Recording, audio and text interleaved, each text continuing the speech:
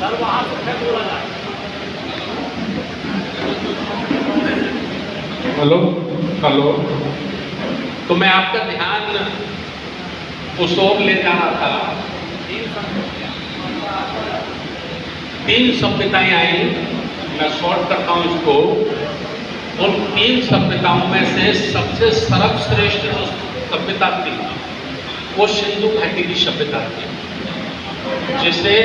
जिसका क्षेत्रफल समूचा जम्मू द्वीप था।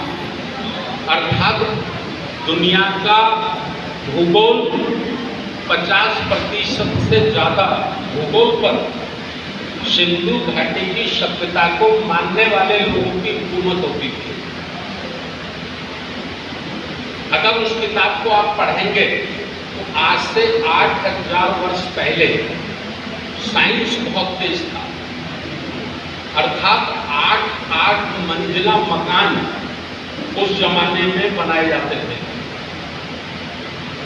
टॉयलेट होते थे, जो इंग्लिश टॉयलेट आप बोलते हैं ना, वो 8000 वर्ष पहले होते थे हमारे पूर्वजों के।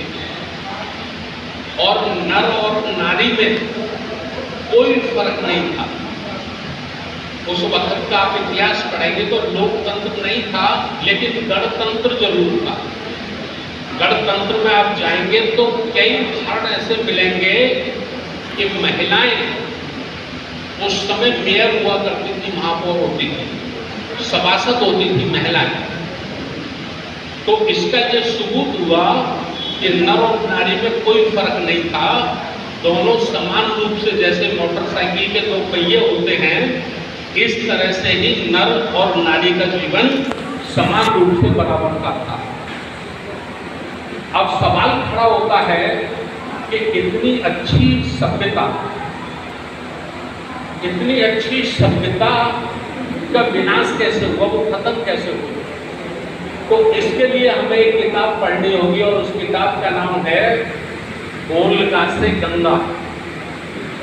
वोल्गा से गंगा, जिसको पंडित राहुल संस्कृत्यानंद साहब ने लिखा है। उस किताब को हम पढ़ते हैं तो ये वोल्गा क्या है? वोल्गा मिस्र में एक नदी है। और ये गंगा क्या है? ये गंगा भारत में एक नदी है। और वोल्गा से गंगा तक इसका अर्थ है कि जो आर्य ब्राह्मण थे वहां उनके यहाँ सूखा पड़ गया, अकाल पड़ गया, और वो वोल्गा गंगा के किनारे किनारे चलते चलते हमारे गंगा के किनारे के माध्यम से हमारे भारत में प्रवेश आ गए। और जब वो प्रवेश कर गए और जब उन्होंने यहाँ देखा तो उन्होंने पाया कि यहाँ पर रहने वाले जो मनुष्य हैं ये तो शुद्ध है। शुद्ध मीन्स कोई छल कपट धोखा करे, लूट व्यभिचार चोरी, ये तो कुछ नहीं है इनमें। इसका प्रमाण आपको मिलता है जब आप राजा बलि की कथा पढ़ेंगे। तो राजा बलि की कथा जब पढ़ेंगे तो उसमें एक कथा में आता है कि राजा बलि बहुत दुनिया के सबसे बड़े दानी राजा थे, बहुत दयालु थे। और दूसरा उसमें आता है कि उनके राज्य में मकानों में दरवाजे नहीं होते थे। और ये कथाएं हमने नहीं लिखी हैं,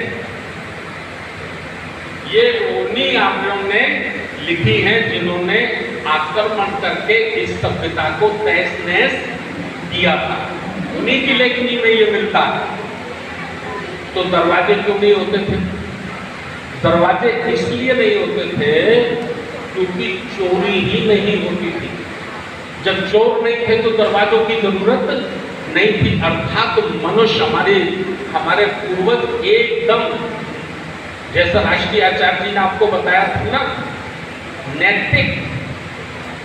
नैतिक चरित्रवान संपूर्ण समाज था। इसलिए ताले नहीं थे, मकान नहीं थे, दरवाजे नहीं थे।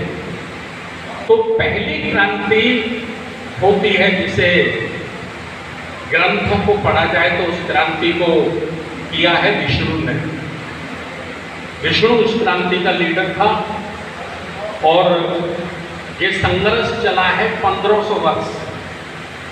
लेकिन इस संघर्ष की अंतिम घटना है राजा बलि।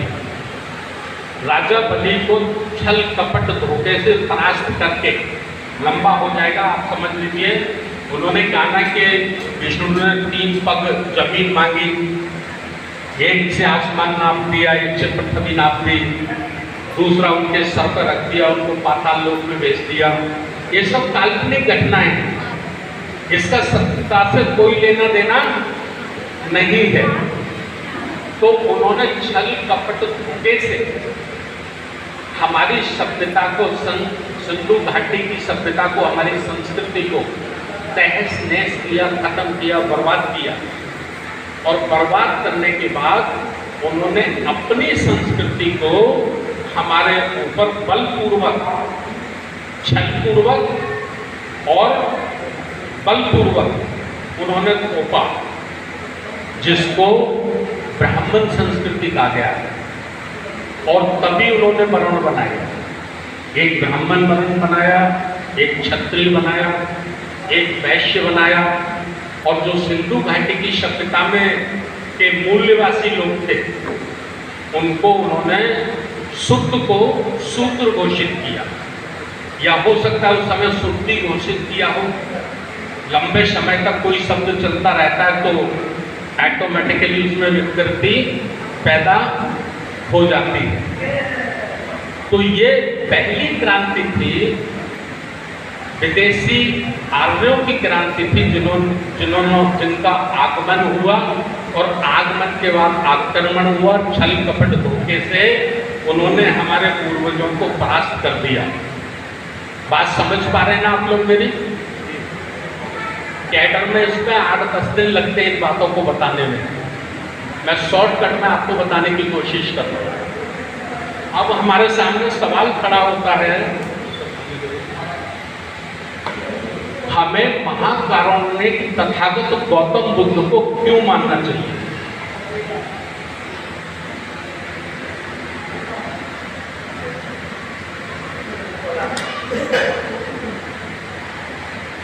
बुद्ध ने खुद कहा है,